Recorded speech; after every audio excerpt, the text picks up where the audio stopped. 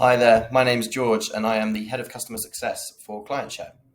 So in this short video, I will be taking you through how to create workspaces within your Clientshare Pulse organization. So when you're at the homepage of Pulse here and the leadership dashboard, all you'll need to do is to go to your profile on the top right here, select organization settings, and then you can see here there's a tab for workspaces.